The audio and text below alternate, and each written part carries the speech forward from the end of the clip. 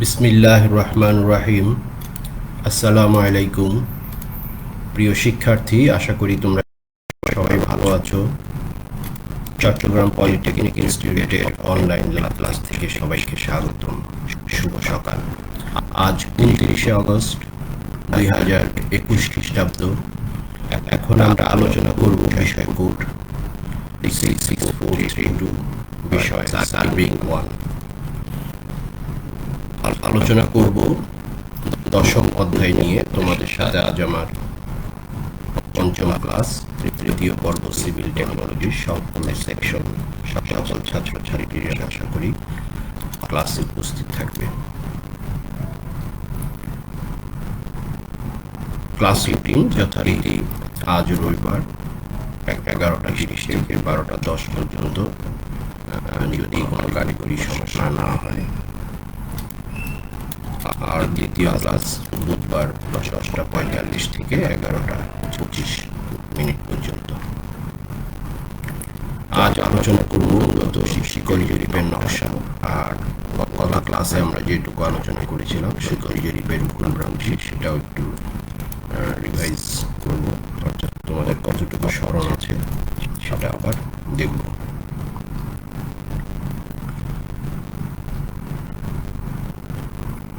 আমরা আলোচনা করছিলাম শিকল জরিপ চলাকালে যে দৈর্ঘ্যের সংশোধনী প্রয়োজন হয়, তার ভেতর প্রথম ছিল 1 নম্বর পরম দৈর্ঘ্যের সংশোধনী, কারেকশন ফর অ্যাবসলিউট লেন্থ। তাপমাত্রার সংশোধনী, কারেকশন ফর টেম্পারেচার। টানের সংশোধনী, কারেকশন ফর পুল। ঝুলনের সংশোধনী, কারেকশন ফর স্যাগ। এবং ঢালের সংশোধনী, কারেকশন ফর স্লোপ। এই সংশোধনীগুলি খুবই প্রয়োজন পড়ে। এটা কোনো ভ্রান্তির কারণে না, জরিপ চলাকালে বিভিন্ন অবস্থার প্রেক্ষিতে এই সংশোধনীগুলির প্রয়োজনীয়তা আসে। পরম দৈর্ঘ্যের সংশোধনী করতে হয় যদি দৈর্ঘ্য শিকলের নামীয় দৈর্ঘ্য থেকে প্রকৃত দৈর্ঘ্য কিছুটা কম বা বেশি হয়। তাপমাত্রার সংশোধনী প্রয়োজন পড়ে ল্যাবের তাপমাত্রার তুলনায় যদি ফিল্ডের তাপমাত্রা কম বেশি হয়, বা কাজের শুরুর তাপমাত্রা এবং শেষের তাপমাত্রার যদি পার্থক্য থাকে।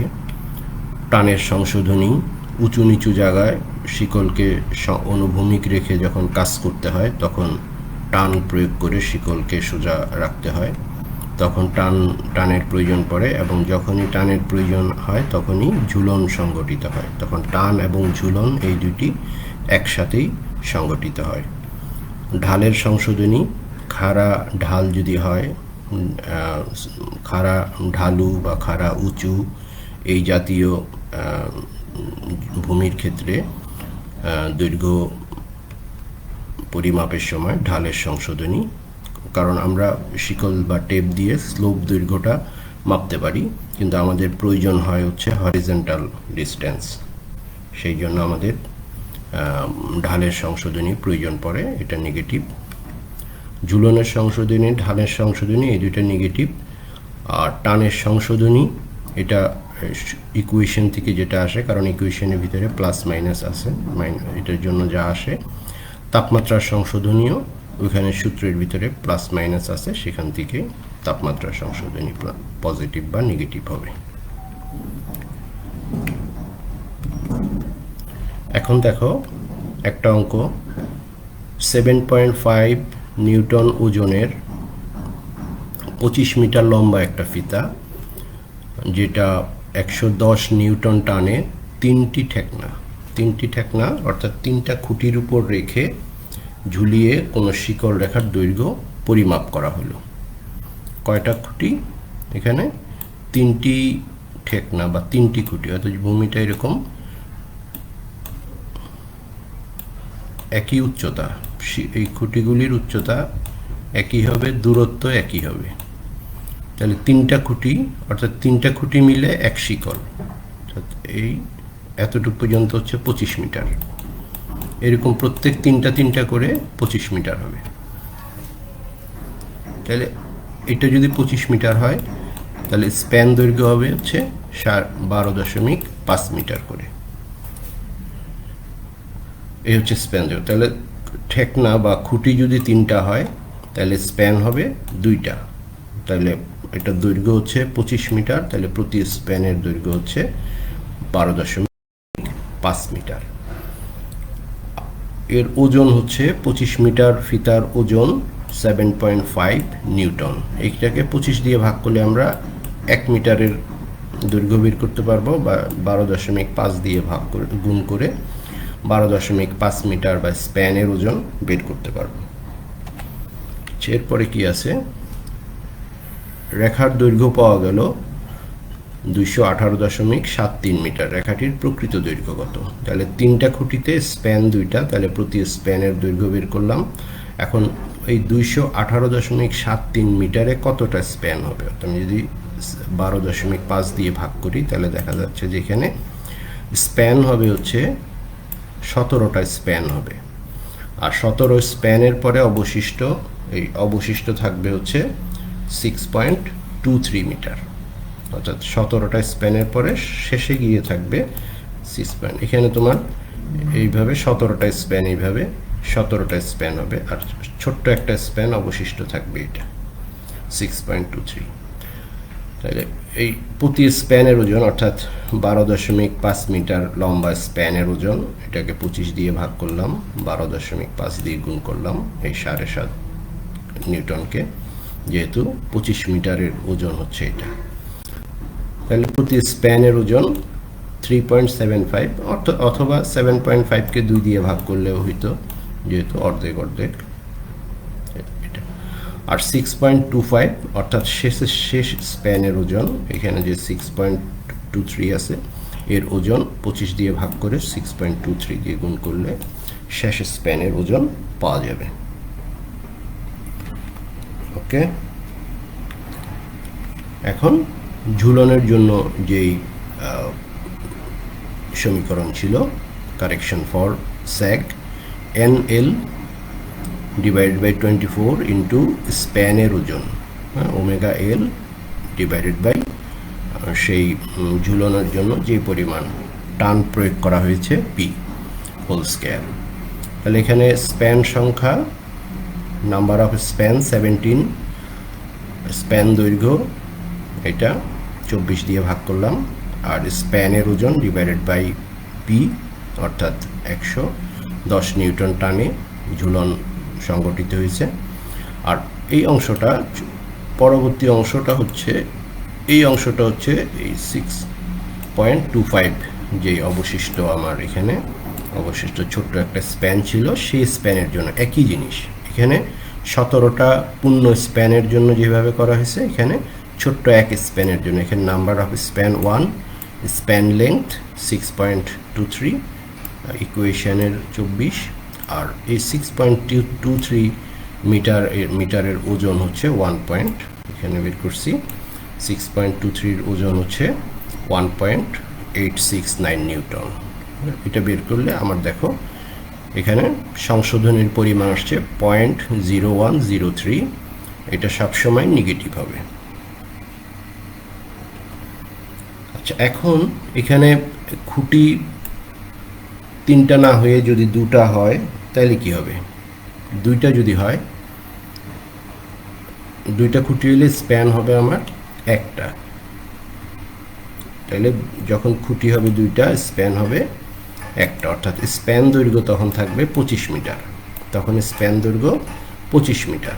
তাহলে আমার এখানে টোটাল পূর্ণ স্প্যান হবে হচ্ছে 25 দিয়ে ভাগ করলে পূর্ণ স্প্যান হবে 8টা, আর অবশিষ্ট একটা ছোট স্প্যান হবে 18.73 মিটারের একটা ছোট স্প্যান হবে। তাহলে স্প্যানের ওজন, পূর্ণ স্প্যানের জন্য ওজন তো ওইটাই হবে 7.5, আর তোমার ছোট স্প্যানের ওজন হবে হচ্ছে 25 দিয়ে ভাগ করে 18.73 দিয়ে গুণ করলাম, এত নিউটন। তাহলে এখন আমরা দেখি ঝুলনের জন্য সংশোধনী কি। ইকুয়েশন একটাই, CS সমান 8 ইন্টু এত, স্প্যান দৈর্ঘ্য 25 মিটার, শিকলে সূত্রের 24, স্প্যানের ওজন যেহেতু 25 মিটার স্প্যানের ওজন হচ্ছে 7.5, আর তোমার টেনশন হচ্ছে টান হচ্ছে 110 হোল স্কয়ার। আর এই ছোট স্প্যানের জন্য এই অংশটা ছোট স্প্যান 1 এত ডিভাইড বাই এত, আর স্প্যানের ওজন এখানে আমরা বের করছি, স্প্যানের ওজন এত। তাহলে এখানে দেখো কত আসছে, 0.04077 তাহলে দেখো আমরা যখন এখানে 3টা খুঁটি ব্যবহার করছি, অর্থাৎ মাঝখানে একটা খুঁটি বেশি থাকার কারণে সংশোধনীর পরিমাণ এর 1/4 চলে আসছে। অর্থাৎ একটা খুঁটি ব্যবহার করে আমরা অনেক মানে ভ্রান্তি অনেক কম পাওয়া গেছে, সেই জন্য খুঁটি ব্যবহার করা খুবই প্রয়োজন। অতিরিক্ত খুঁটি বা একটা বা 2টা খুঁটি, এখানে আরও 4টা খুঁটি ব্যবহার করলে হয়তো সংশোধনীর পরিমাণ 0 চলে আসতো। যাই হোক, তাহলে প্রকৃত রেখার দৈর্ঘ্য সিএস এর মান যা আসবে 2 খুঁটির জন্য হচ্ছে এটা, আর 3 খুঁটির জন্য আমরা সিএস এর জায়গায় এই 1.0103 ইউজ করব। এই হচ্ছে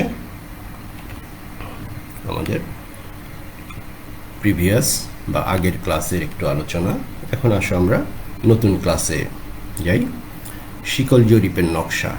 আমরা শিকল জরিপের যে ধাপগুলি বলেছিলাম, আশা করি তোমাদের মনে আছে। প্রথম ধাপ কি ছিল? কেউ কি বলতে পারবে প্রথম ধাপ কি ছিল? প্রথম ধাপ, যে কোনো জরিপের জন্য প্রথম ধাপ হচ্ছে রিকনাইজেন্স সার্ভে, তদন্ত জরিপ বা প্রাথমিক জরিপ। কি করা হয় তখন? যেই এলাকাটার জরিপ করতে হবে সে বা নকশা তৈরি করতে হবে, সেই এলাকাটা প্রথমে ঘুরে দেখতে হবে, অপেক্ষাকৃত প্রয়োজনে বেশি সময় নিয়ে ঘুরে দেখতে হবে, এবং সমগ্র এলাকাটার, ওই যে এলাকার নকশা তৈরি করব সেই এলাকাটার একটা ভার্চুয়াল ম্যাপ তোমার ব্রেইনের মেমোরিতে নিয়ে আসতে হবে। অর্থাৎ তোমাকে সম্পূর্ণ একটা ধারণা তৈরি করে ফেলতে হবে যে এই জায়গাটা কেমন। তুমি যদি জায়গাটা সম্পর্কে ধারণা তৈরি করতে না পারো মাথায়, তা ব্রেইনে, তাইলে কিন্তু তুমি এই কাজটা সহজে এবং সুষ্ঠুভাবে এবং নিখুঁতভাবে সম্পন্ন করতে পারবে না, এবং অনেক বেশি সময় লাগবে। সুতরাং তুমি প্রাথমিক জরিপে যতটা বেশি সময় দিয়ে নিখুঁতভাবে একটা ধারণা নিয়ে ফেলতে পারবে, পরবর্তী কাজগুলি তোমার জন্য খুবই সহজ হয়ে যাবে। সেটা হচ্ছে প্রাথমিক জরিপ বা তদন্ত জরিপ। এর পরের ধাপ ছিল স্টেশন বিন্দু নির্বাচন, চিহ্নিতকরণ, শিকল রেখা পরিমাপকরণ, এরপর অফসেট বা তথ্য সংগ্রহ করা, ডাটা ফিল্ড বুকে লিপিবদ্ধ করা। এরপরে হচ্ছে তোমার শিকল জরিপের সেই তথ্য বা ডাটা দিয়ে জরিপের নকশা তৈরি করা, যেটা আমাদের আলটিমেট গোল, যেটার জন্য আমাদের এই সম্পূর্ণ জরিপ কাজটা। তাহলে নকশা তৈরি করতে হলে আমার কি কি যন্ত্রপাতি লাগবে? ড্রয়িং টেবিল লাগবে। ড্রয়িং টেবিলের টপের সাইজটা হবে এইটা, 2.4 মিটার বাই 1.2 মিটার সাইজের ড্রয়িং টেবিলের টপ। আর এই টেবিলের উপর আমরা বসাবো হচ্ছে ড্রয়িং বোর্ড। ড্রয়িং বোর্ড হচ্ছে এখানে কতগুলি মিলিমিটারে মাপ দেওয়া আছে, এটা কাগজের সাইজের সাথে মিলিয়ে এই বোর্ড ইউজ করবে। এরপর T square, set square, rolling parallel ruler, drawing যন্ত্রের বক্স। ড্রয়িং যন্ত্রের বক্সের ভিতরে আরও অ্যাক্সেসরিজ আরও 5-6টি উপকরণ থাকে, ডিভাইডার, পেন্সিল কম্পাস, তারপরে বো, এই ধরনের অনেক 6টা উপকরণ থাকে। 2 মিটার লম্বা স্টিলের স্কেল, বড় লম্বা দাগ দেওয়ার জন্য, যেমন বর্ডার লাইন বা লম্বা শিকল রেখা, বেজ লাইন টানা, এইসব কারণে 2 মিটার লম্বা স্টিলের স্কেল থাকবে। চাঁদা কোন পরিমাপের জন্য? তোমরা কি সাউন্ড শুনতে পাচ্ছ না? মোহাম্মদ নাজমুল হাসান আরিফ, সাউন্ড। আচ্ছা, যাই হোক, চাঁদা।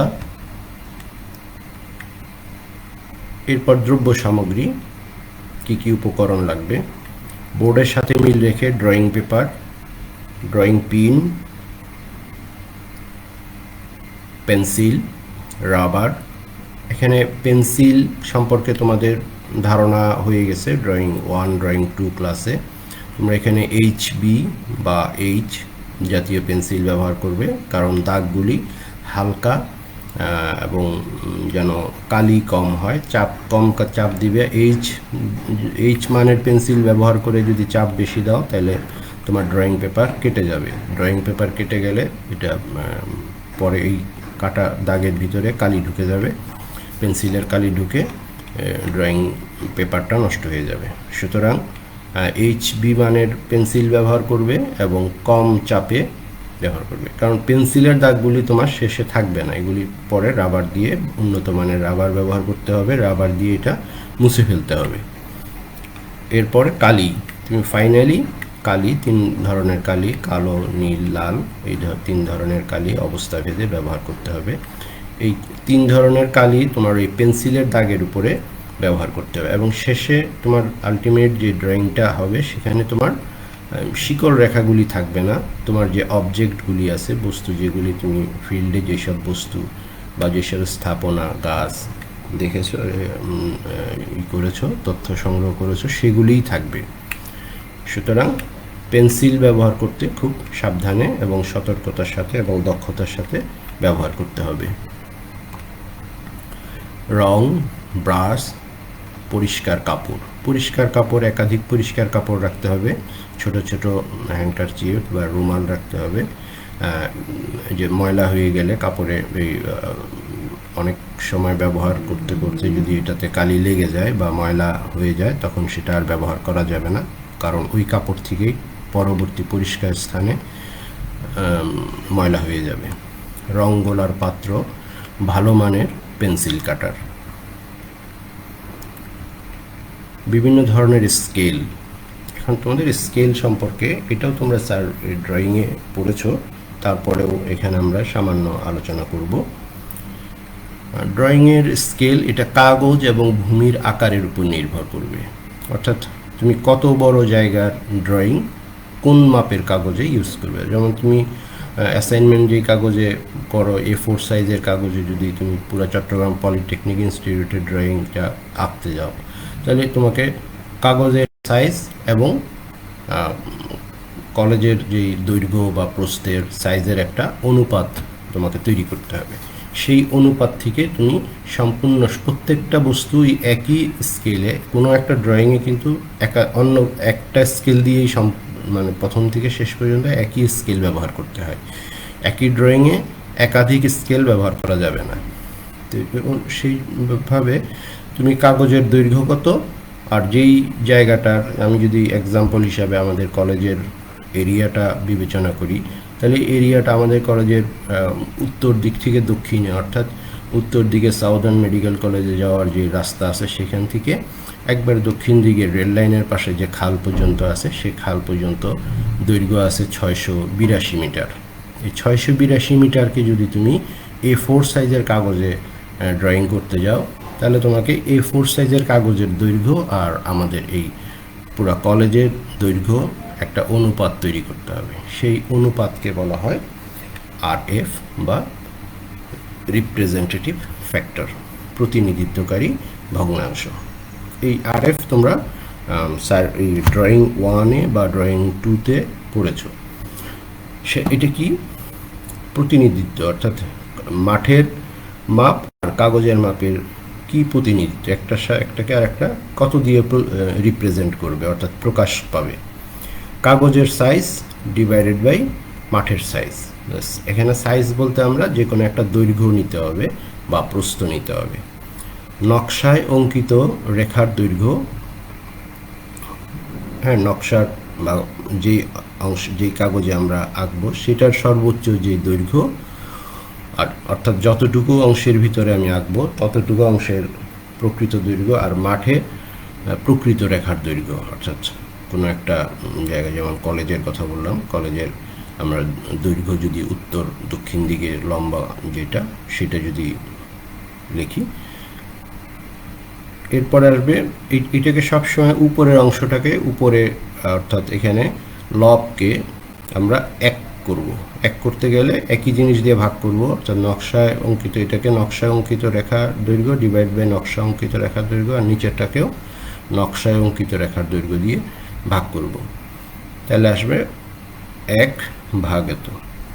এখানে লবের মান একক বা 1 হিসাবে হরের মান হবে।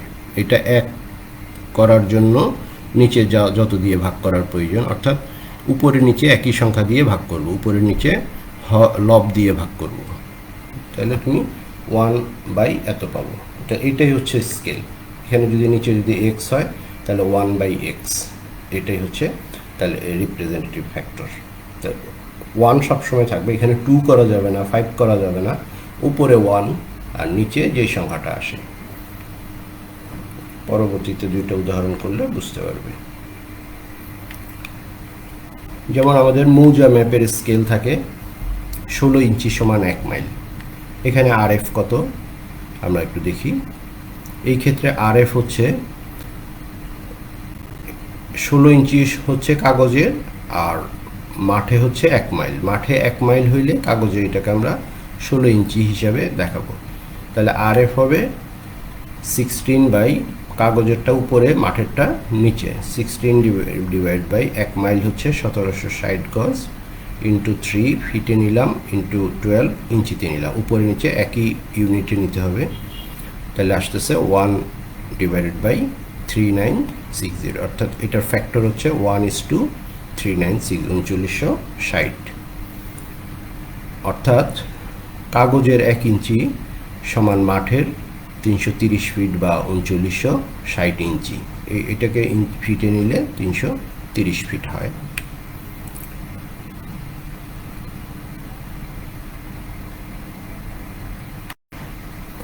এই স্কেলের হর যত বেশি বা বড় হবে, এখানের হর কোনটা, নিচেরটা, হর যত বড় হবে নকশার স্কেল তত ছোট হবে। এটা যত বড় হবে স্কেল তত ছোট হবে, বা ড্রয়িংটা তত ছোট আকারের হবে।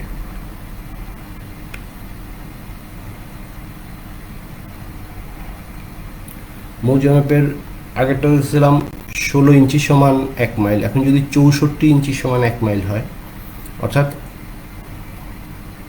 64 ইঞ্চিতে 1 মাইল যদি হয়, 4 গুণ বড়, 4 গুণ ছোট এটা, তাহলে 64 ডিভাইডেড বাই এটাকে 1 মাইলকে ইঞ্চিতে নিয়ে গেলাম 1/990। তাহলে এই ক্ষেত্রে 1 ইঞ্চি সমান, অর্থাৎ মাঠের 82 ফিট 6 ইঞ্চি, কাগজের 1 ইঞ্চি সমান। এর আগে করছিলাম যখন 16 ছিল, 16 ইঞ্চি সমান 1 মাইল, তখন কিন্তু ছিল 330 ফিট, অর্থাৎ মাঠের 330 ফিট, কাগজে 1 ইঞ্চি সমান। আর এখন 82 ফিট 6 ইঞ্চি কাগজের। এটা কিন্তু আমাদের প্রচলিত মৌজা ম্যাপে এইভাবেই আছে। তোমরা যদি দেখো চট্টগ্রাম শহরের লালখান বাজার, নিউ মার্কেট, এগুলি হচ্ছে গুরুত্বপূর্ণ জায়গা, যেগুলি খুব মূল্যবান জায়গা। এইসব জায়গার স্কেল মৌজা ম্যাপ হচ্ছে 64 ইঞ্চি সমান 1 মাইল, বা 1 ইঞ্চি সমান 82 ফিট 6 ইঞ্চি। কারণ এইখানে জায়গার দাম বেশি বা মূল্যবান জায়গা, এই জন্য এখানের মৌজা ম্যাপগুলি অনেক ছোট স্কেলে করা হয়েছে, অনেক বড় স্কেলে করা হয়েছে। অর্থাৎ এখানে 82 ফিটকে 1 ইঞ্চিতে আনা হয়েছে। আর আমাদের পলিটেকনিক এলাকা, এইসব এলাকাতে 330 ফিটকে 1 ইঞ্চিতে আনা হয়েছে, যার জন্য এখানে একই জায়গাতে একটা মৌজা, একটা শীটের ভিতরে অনেক বেশি জায়গা ম্যাপ হিসাবে আসছে। আর তুমি যদি লালখান বাজার বা নিউ মার্কেট এইসব এলাকার মৌজা ম্যাপ দেখো, ওইখানে দেখবে যে একই সমান কাগজে অল্প জায়গার ম্যাপ স্থান পেয়েছে। কারণ ওইখানে 64 ইঞ্চি মানে 64 ইঞ্চি সমান 1 মাইল এই স্কেলে করা হয়েছে, অর্থাৎ ওর থেকে 4 গুণ ছোট স্কেলে, বড় স্কেলে করা হয়েছে এটা। ড্রয়িংয়ের 1 ইঞ্চি সমান মাঠের 82.5 ফিট বা 3 ইঞ্চি। স্কেলের হর যত বড় হবে নকশার আকার তত ছোট হবে। এখানে হর ছোট হয়েছে, নকশার আকার বড় হবে। নকশা অঙ্কনের জন্য প্রধানত 3 ধরনের স্কেল আছে: সাধারণ স্কেল বা প্লেন স্কেল, সাধারণ স্কেল বা প্লেন স্কেল, খ ডায়াগোনাল স্কেল, গ কোণ মাপার জন্য কর্ড স্কেল। সাধারণ স্কেল বা প্লেন স্কেল এটা খুব সিম্পল স্কেল, তোমরা যে ধরনের স্কেল সচরাচর ব্যবহার করো সেটা হচ্ছে সাধারণ স্কেল। তবে স্কেলে যখন আরএফ বলা থাকবে সেই ধরনের স্কেলটা হবে। কিভাবে করা হয় আমরা পরবর্তীতে দেখতেছি। এটা যদি আরএফ 1:500 হয়, তাহলে এখানে 500 একই ইউনিটে যদি তুমি বিবেচনা করো, তাহলে 500 সেন্টিমিটার মাঠের, 500 সেন্টিমিটার কাগজের 1 সেন্টিমিটার। এই আরএফ থেকে এটা তুমি করতে পারবা, মাঠের 500 সেন্টিমিটার আর কাগজে হচ্ছে 1 সেন্টিমিটার, অর্থাৎ 1 সেন্টিমিটার সমান 500 সেন্টিমিটার বা 5 মিটার, 500 সেন্টিমিটার বা 5 মিটার, 1 সেন্টিমিটার সমান। এটা হচ্ছে আরএফ থেকে স্কেলে কনভার্ট করছি। এখন এটি কিভাবে আঁকায় আমরা এটা এই স্কেলটা তুমি তৈরি করতে হবে। তুমি যদি বাজারে পাওয়া যায় এরকম তৈরি করা স্কেল পাওয়া যায়, এখানে আরএফ লেখা থাকবে, তুমি সেই হিসাবে কিনতে পারো অথবা নিজে তৈরি করে নিতে পারো। কাগজে একটা স্কেল আঁকিয়ে নিবা এবং ওইখান থেকে ডিভাইডার দিয়ে তোমার প্রয়োজনীয় মাপ এখান থেকে নিয়ে নিবে।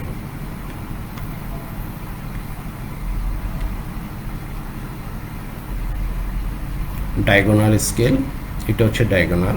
এখানে এই অংশটা তোমার একটা অংশ যতটুকু হবে তার একটা অংশ হচ্ছে ডায়াগোনাল আঁকানো থাকবে, তির্যক, আর বাকি অংশটা প্লেন স্কেলের মতোই থাকবে, আর একটা অংশ ডায়াগোনাল স্কেল থাকবে।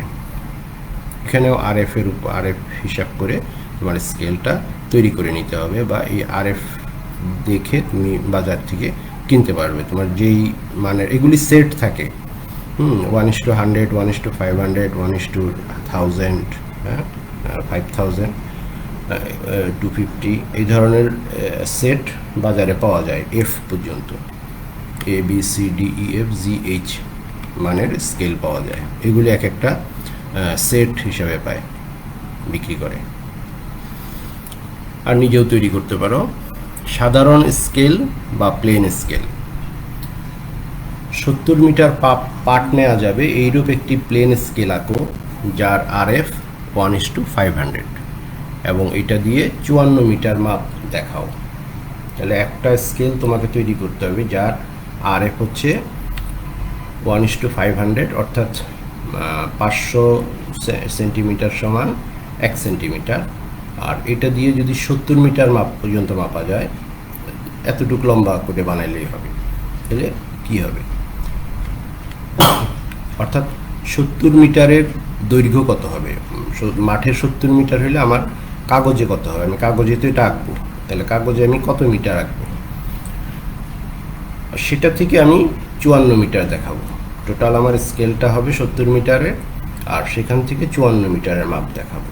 তাহলে মাঠে 500 সেন্টিমিটার হলে কাগজে 1 সেন্টিমিটার, মাঠে 1 সেন্টিমিটার হলে কাগজে হবে 1/500 সেন্টিমিটার, আর মাঠে যদি 70 মিটার বা 7000 সেন্টিমিটার হয় তাহলে সেটা নকশায় হবে ওই আগের এটাকে 7000 দিয়ে গুণ করলে 14 সেন্টিমিটার, অর্থাৎ 70 মিটার আঁকা যাবে এই ধরনের একটা স্কেল যার আরএফ হচ্ছে 1:500। সেই স্কেলের দৈর্ঘ্য হবে, ফিজিক্যালি বাস্তব দৈর্ঘ্য হবে, অ্যাকচুয়াল দৈর্ঘ্য হবে 14 সেন্টিমিটার, অর্থাৎ কাগজে 14 সেন্টিমিটার রেখা টানলে সেটা মাঠের 70 মিটারের সমান হবে।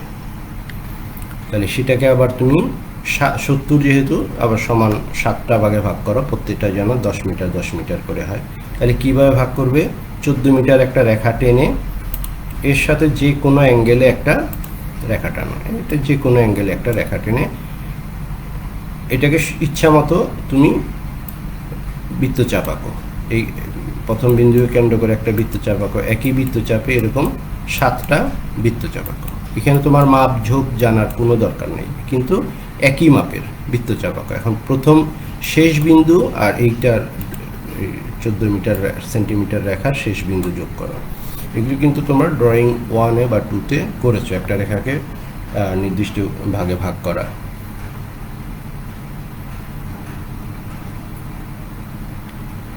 এরপর এটি সমান্তরাল করে রেখা টানবা। এগুলি তোমরা ড্রয়িংয়ে করেছো। এই রেখাগুলি টানলে এখন এগুলি ভাগগুলি, এই অংশটার আর প্রয়োজন নেই, এগুলি হালকা করে আঁকবা, এটা পরে মুছে ফেলবা।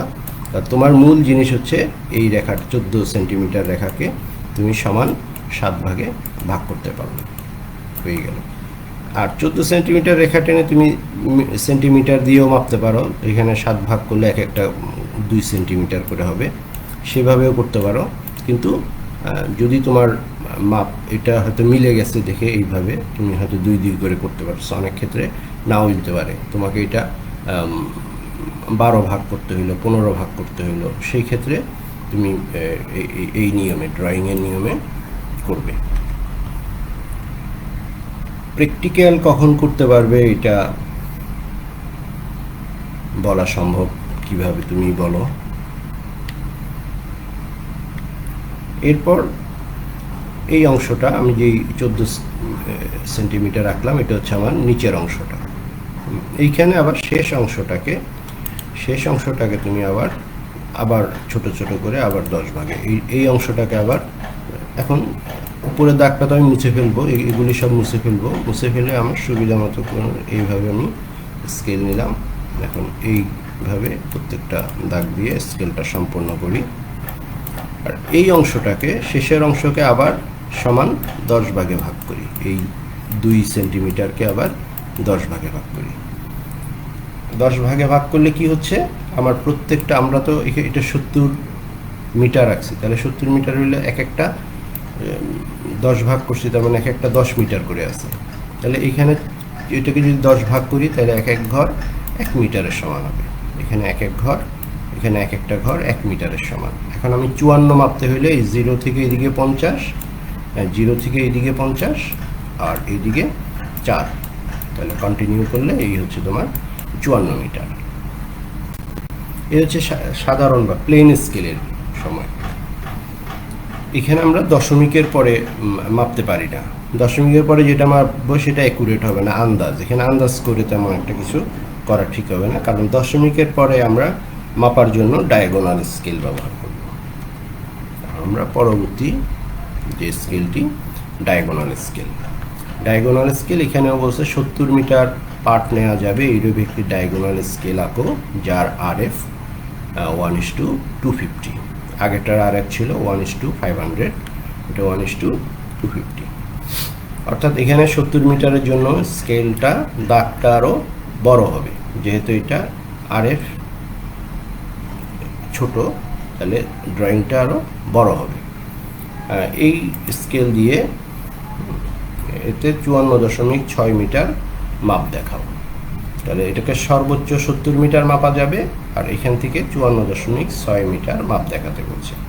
তাহলে মাঠে 250 সেন্টিমিটার, কাগজে 1 সেন্টিমিটার, তাহলে মাঠে 1 সেন্টিমিটার সমান নকশায় বা কাগজে এত, আর 7000 যদি হয় তাহলে 7000 দিয়ে গুণ করলে, তাহলে এখানে দেখা যাচ্ছে যে 28 মিটার লম্বা দাগ টানতে হবে, আর আগেরটাতে ছিল 14 মিটার লম্বা দাগ টানতে হবে।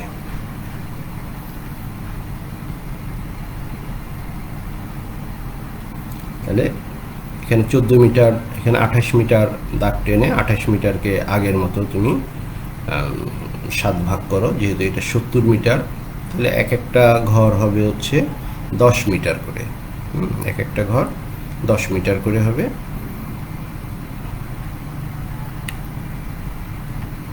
সে আগের মতো তুমি সিম্পল স্কেলটা তৈরি করে ফেলো, প্লেন স্কেল তৈরি করে, আর শেষের অংশটাকে, এই শেষের যেই 10 মিটার, অর্থাৎ বাম পাশের যে 10 মিটার, এই 10 মিটারকে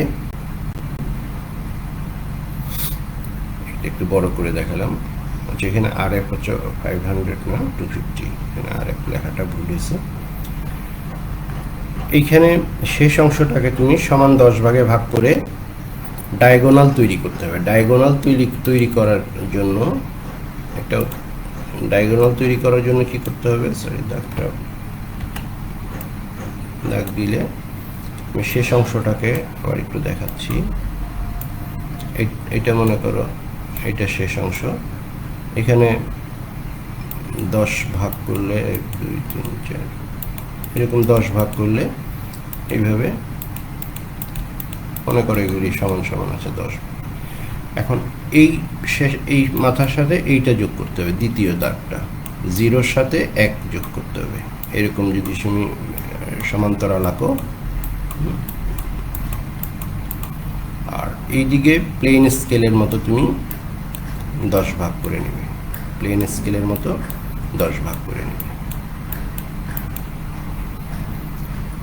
এখন তুমি এই 54.6 কিভাবে পাবে? 54 এই পর্যন্ত তোমার 50, এখান থেকে এই পর্যন্ত 50, আর এখান থেকে 1 মিটার 2 মিটার 3 মিটার 4 মিটার, এই হচ্ছে তোমার 54। আর দশমিকের জন্য এই দিকে তোমাকে উপরের দিকে তোমাকে যত দশমিক বলছে, এখানে 6 বলছে, তাহলে তোমাকে 6 ঘর যেতে হবে। এই পর্যন্ত আছে 5, আর এই আগের 1 ঘর পর্যন্ত।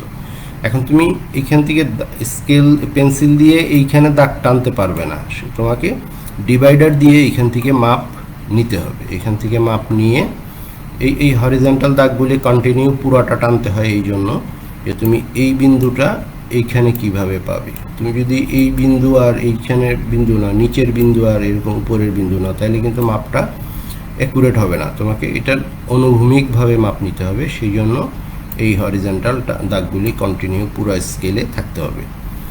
তাহলে এই পর্যন্ত এখানে 6 ঘর নিলে তাহলে 4.6। এখন এইটাকে যদি তুমি 100 ভাগ করো, তাহলে তুমি দশমিকের পরে 2 ঘর পর্যন্ত মাপতে পারবে। এই 10 মিটারকে যদি তুমি 100 ভাগ করো, 2 ঘর পর্যন্ত মাপতে পারবে। আশা করি ডায়াগোনাল স্কেল বুঝতে পারছো।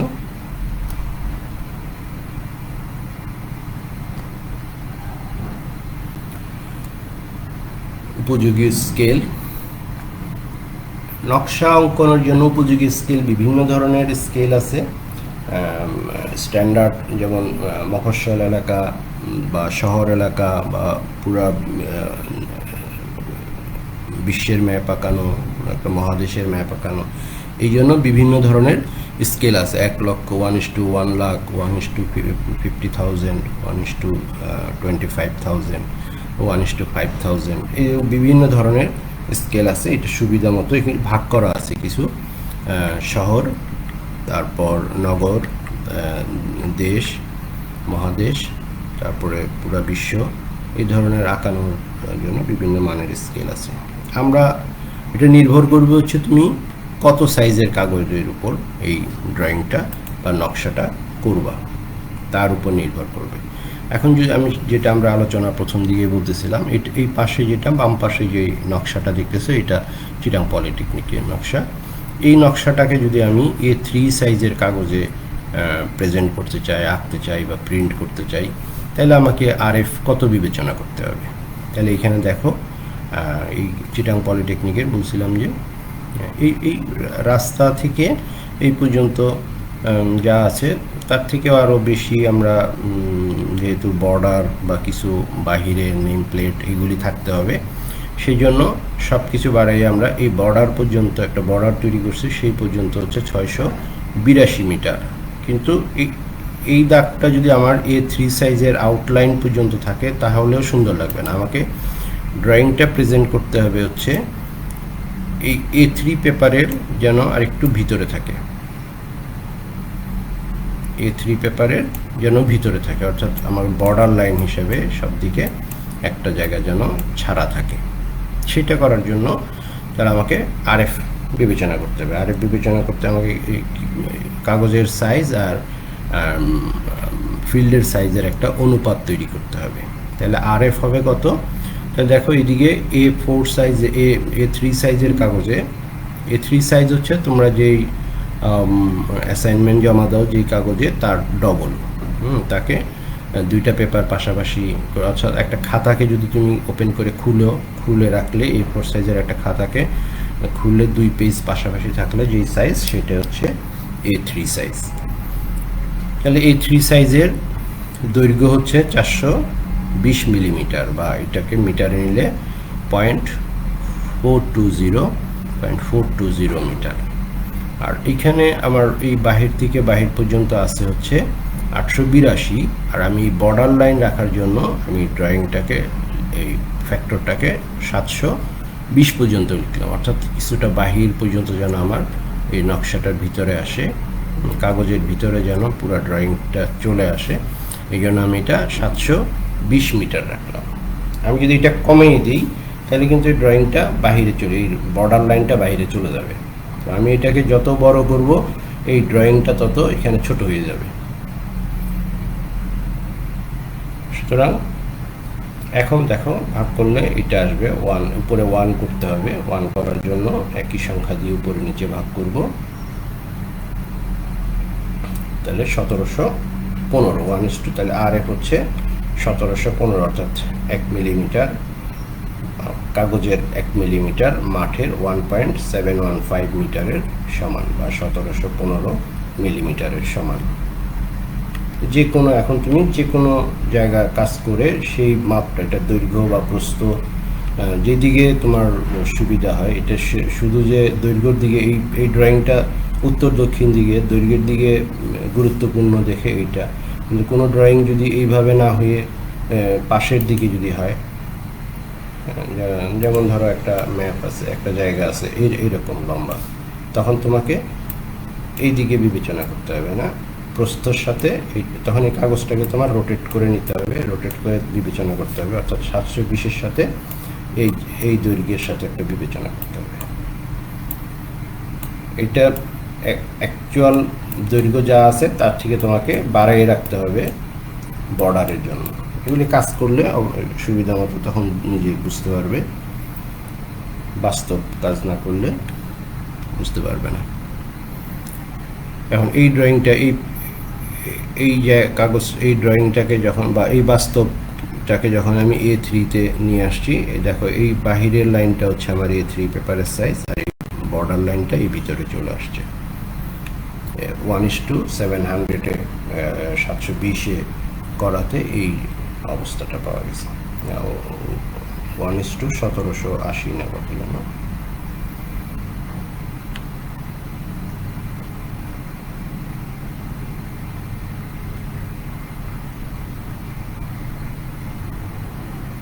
কোন ভ্যালু কেমনে নিছেন, কিসের ভ্যালু? RF ভ্যালুগুলি কেমনে নিছেন বুঝি নেই, আবার প্রথম থেকে দেখবে। ক্লাসের শেষ মুহূর্তে চলে আসছে, আর মাত্র 4 মিনিট আছে। তুমি এটা নির্ভর করবে হচ্ছে, এই RF ভ্যালু নির্ভর করবে হচ্ছে কাগজের সাইজ এবং জমির সাইজের উপরে। জমি যত জায়গা লম্বা হবে, অর্থাৎ তুমি একটা বিল্ডিং মনে করো, এই বিল্ডিংটার বাস্তবের সাইজ আছে, এই দিকে আছে মনে করো 70 মিটার, এদিকে আছে 70 মিটার, সরি লম্বা হয়ে গেল, এদিকে আছে 70 মিটার, এইদিকে আছে 30 মিটার, এদিকে আছে 30 মিটার। এটাকে তুমি A3 সাইজের পেপারে যদি আনতে চাও, তাহলে এই 70 অর্থ হচ্ছে 7 এত মিলিমিটার না, এটা যেহেতু মিলিমিটারে আছে, এটাকেও মিলিমিটারে নিয়ে যেতে হবে। 70-এর পরে 3টা শূন্য, অর্থাৎ 1000 দিয়ে গুণ করব। এখন পেপারের সাইজ, পেপার হচ্ছে 720, এই পেপারের দৈর্ঘ্য হচ্ছে 720, আর তোমার ফিল্ডের দৈর্ঘ্য, এটা 70 মিটার বলছিলাম, তাহলে 70 মিটার হচ্ছে 7 লক্ষ, অর্থাৎ 700,000। 70 পরে 3টা শূন্য, এই হচ্ছে মিলিমিটার। 70-কে 1000 দিয়ে গুণ করলাম মিলিমিটার, তাহলে উপরে নিচে মিলিমিটার হয়ে গেল। তাহলে সমান 1/70-এর পরে 4 শূন্য ডিভাইডেড বাই 420, তাহলে কত আসবে? দেখো, ভাগ করে দেখো, দেখি একটু, 1 2 3 4 ডিভাইড বাই 420, 166.67, কত আসছে? 1:166.67। এইটা যদি আনো তাহলে এটা হচ্ছে তোমার বিল্ডিংয়ের মানে এইচ টু এইচ, প্রান্ত থেকে প্রান্ত, কিন্তু তুমি কিছুটা বর্ডার রাখবে, সেই জন্য এই 166 থেকে তুমি আরেকটু বাড়িয়ে নাও, এটাকে 200 বা 180 করে দাও, 180, তাহলে 1:180 করে দিলে তখন তুমি ড্রয়িংটা এই A3 সাইজের কাগজে এইটুকু জায়গার ভিতরে চলে আসবে। 180, অর্থাৎ 180 সেন্টিমিটার কাগজে 1 সেন্টিমিটার, বা 180 মিলিমিটার কাগজে 1 মিলিমিটারের সমান হবে। তাহলে 70 মিলিমিটার, তোমার এটা দৈর্ঘ্য আছে 70 মিটার, তাহলে 70 মিটার তোমার ইয়েতে কতটুকু আসবে? 70 মিটার, তাহলে 70 4 ডিভাইডেড বাই 180, 388 মিলিমিটার লম্বা হবে। অর্থাৎ এটা এই 70 মিটার লম্বাটা তোমার 388.8 মিলিমিটার লম্বা, 388.8। অর্থাৎ এই বিল্ডিংটা তোমার, এরপরে তোমার আরও জায়গা থাকতেছে কতটুকু? -420,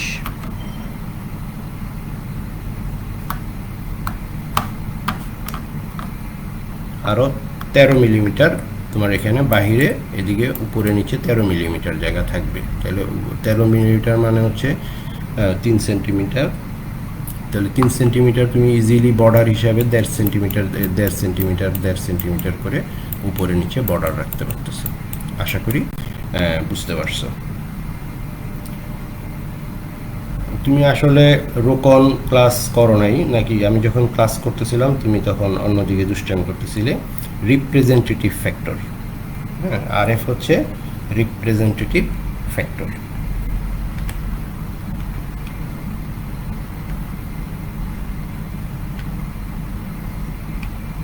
ড্রয়িংয়ের স্কেল সবসময় নিচে লিখে দিতে হবে এবং উপরে মৌজা সরকারি ম্যাপে যেরকম। আচ্ছা, ড্রয়িং কীভাবে অঙ্কন করতে হয়? শিটের আকার অনুসারে স্কেল নির্বাচন, ড্রয়িং শিট পিন দিয়ে বোর্ডের সাথে আটকাতে হবে। এই যে এতক্ষণ যেটা আলোচনা করলাম, শিটের আকারের উপর নির্ভর করে, জায়গার এবং শিটের আকারের সাথে নির্ভর করে স্কেল নির্বাচন বা RF নির্বাচন করবে। এরপর ড্রয়িং শিট পিন দিয়ে বোর্ডের সাথে আটকাতে হবে। শিটের চতুর্দিকে 2.5 থেকে 4 সেন্টিমিটার বর্ডার টানতে হবে। এই বর্ডার টানার পরে তুমি স্কেল নির্বাচন করতে হবে। বর্ডার টানার পরে দেখবা তোমার কতটুকু জায়গা আছে। এরপরে উপরে তোমার টেমপ্লেট থাকবে, ডান পাশে বা বাম পাশে তোমার উত্তর রেখা থাকবে। এগুলি জায়গা বাদ দিয়ে তুমি স্কেল ঠিক করতে হবে। শিটের উপর প্রকল্পের নাম, ডান দিকে উত্তর রেখা, স্টেশন বিন্দু পিন দিয়ে চিহ্নিত করতে হবে। স্টেশন বিন্দুগুলিকে পিন দিয়ে চিহ্নিত করতে হবে। স্টেশন বিন্দু সংযোগ করে সুঠাম ত্রিভুজ এবং ত্রিভুজ জাল গঠন করতে হবে। তীক্ষ্ণ পেন্সিল দিয়ে হালকা করে শিকল রেখার উভয় পাশে স্কেল অনুযায়ী লম্ব বা অফসেট টেনে উপযুক্ত আলামত আঁকতে হবে। শিটের উপরের দিক থেকে পেন্সিলের দাগের উপর সীমানা, আলামত ইত্যাদি কালি দিয়ে এঁকে নকশা সম্পাদন করতে হবে। এটা হচ্ছে ফিনিশিং করতে হবে কালি দিয়ে, এবং সবসময় উপর থেকে নিচের দিকে আঁকতে হবে যেন ড্রয়িং শিটটা পরিষ্কার থাকে।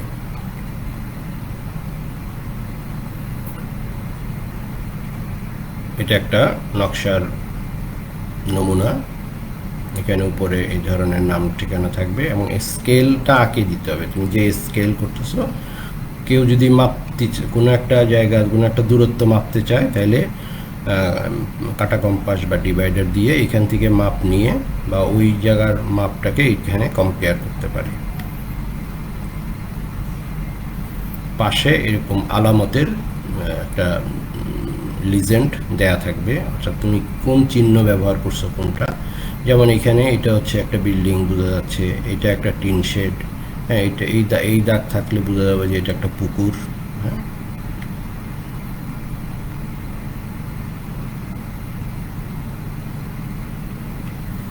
এরপরে সব শেষে হচ্ছে আলামত বা সিম্বল। দেয়াল হইলে এই চিহ্ন থাকবে। এখানে কতগুলি সিম্বল দেয়া আছে, এই সিম্বলগুলি তোমাদের অ্যাসাইনমেন্ট করে জমা দিতে হবে। সিম্বলগুলি দেখে রাখো, এখানে 10টা আছে। এখানে মাটি কাটা এবং ভরাট, এই জিনিসটা তোমার কাছে দেখতে একই রকম মনে হলে এটা কিন্তু একই রকম না। মাটি কাটা যখন, এটা হচ্ছে যেখান দিয়ে আমরা রাস্তা, এটা রাস্তা, তো রাস্তার উপরে টপের যেটুকু চওড়া এটা বোঝাচ্ছে।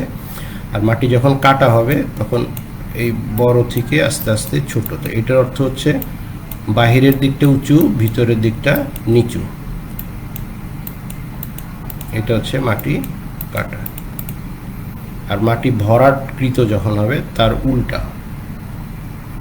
ভরাট যখন হবে তখন ভরাটের সময় এই দিকে থেকে এই দিকে আস্তে আস্তে ছোট হবে।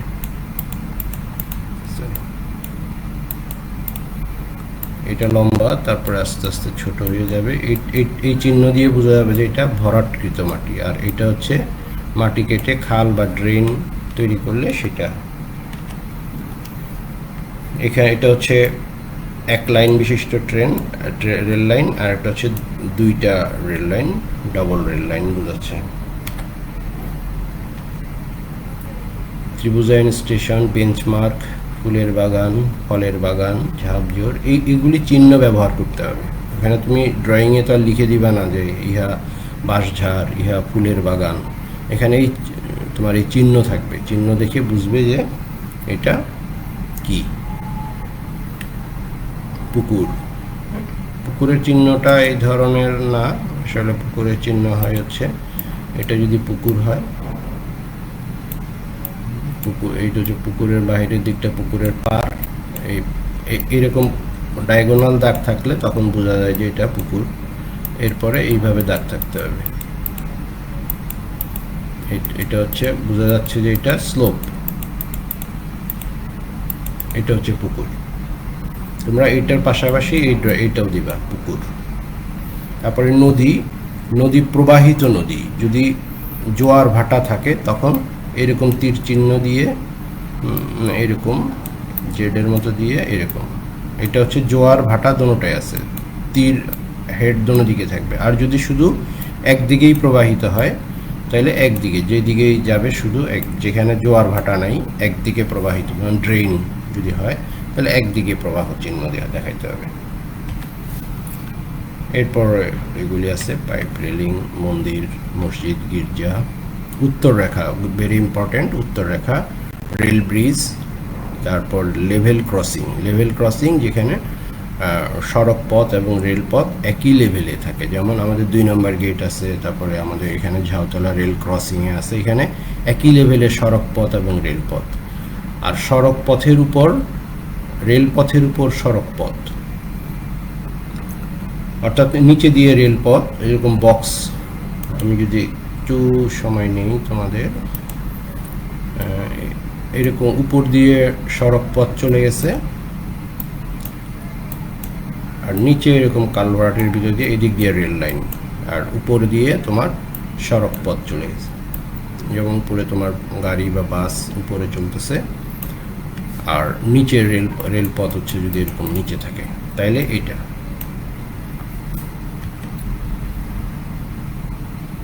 সড়ক পথের উপর রেলপথ, রেলপথ যদি উপর দিয়ে হয় তাহলে এইটা।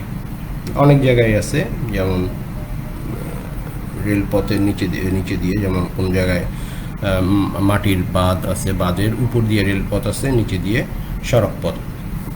সেতু যদি হয় তাহলে এটা সেতু, এটা হচ্ছে রাস্তা, সেতু মানে পানি চলাচল এই নিচে দিয়ে, হ্যাঁ, পানি চলাচল নিচে দিয়ে, এটা সড়ক চলাচল হচ্ছে উপর দিয়ে, এটা হচ্ছে সেতু। ইঞ্জিনিয়ার হিসেবে এইগুলি তোমার চিহ্ন অবশ্যই বুঝতে হবে। অ্যাসাইনমেন্ট, এই অ্যাসাইনমেন্টগুলি তোমাদের গুগল ক্লাসে দেওয়া থাকবে, এখান থেকে দেখে জমা দিবে। ধন্যবাদ। এতক্ষণ তোমাদের সাথে আমি ছিলাম ইঞ্জিনিয়ার মোহাম্মদ জাহাঙ্গীর আলম, ইনস্ট্রাক্টর।